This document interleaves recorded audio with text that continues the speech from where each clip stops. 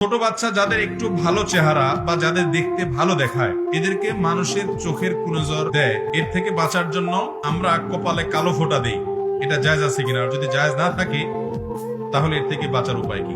দেখুন, ছোট ছোট বাচ্চা ফুটফুটে সুন্দর, এদের প্রতি যদি দেখতে অনেক সুন্দর, যে কোনো জিনিস খুব বেশি দেখতে সুন্দর হলে তার প্রতি বদনজর লাগে।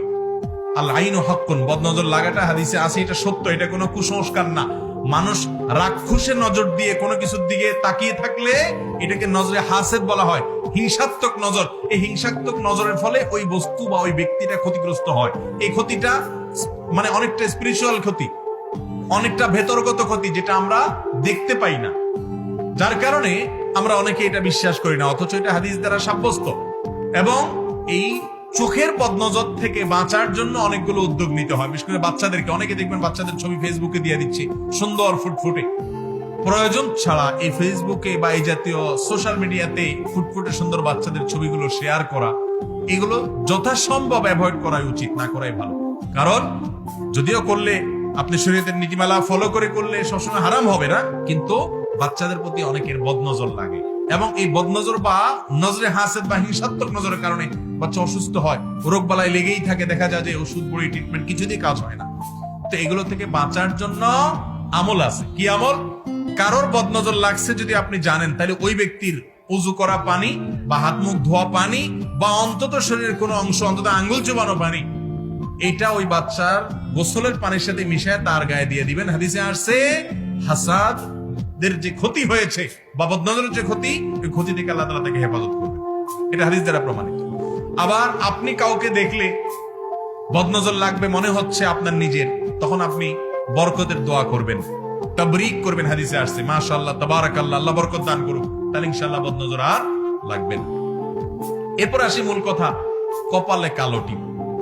ছোট ছোট বাচ্চা বিশেষ করে আপনার দেখতে অনেক সুন্দর, ধবধবে হয়তো সাদা, এই বাচ্চাদের কপালে মা, দাদি, চাচিরা অনেক সময় কালো টিপ দেয়। এটা যদি হয় সৌন্দর্যের জন্য, যে সাদা কপালটার এক কোনায় সামান্য একটু কালো টিপ দিলে সাদার মধ্যে একটু কালো, দেখতে সুন্দর লাগবে, তাহলে কোনো অসুবিধা নেই। আর যদি এটা এই জন্য দেন যে কালো টিপ দিলে আর বদনজর লাগবে না, তাহলে এটা কুসংস্কার। এটা কোরআন হাদিস কর্তৃক নির্দেশিত কিছু না। শুধু কপালের কালো টিপ না, অনেকে দেখবেন যে ধান খেতে বা ভালো ফসল হয় যে খেতে, যাতে করে মানুষের বদনজর না লাগে, এই জন্য দেখবেন যে একটা ওই যে হাড়ি আপনার মাটির হাড়ির পেছনে তলাতে কালি মাখায় দিয়ে দেয়, যে যে তাকাইলো, আমার মনে হচ্ছে এটা একটা কারো মাথায় ঢুকছে চিন্তাটা, যে ও হঠাৎ করে ফসলের দিকে তাকায়, রাক্ষসের নজরে তাকায়, হাসাদ দিয়ে ক্ষতি করবে, তার চাইতে ওর নজরটা কালো হাড়ির দিকে পড়লে ওর মুডটা নষ্ট হয়ে যাবে, আর বদনজর দিবে না।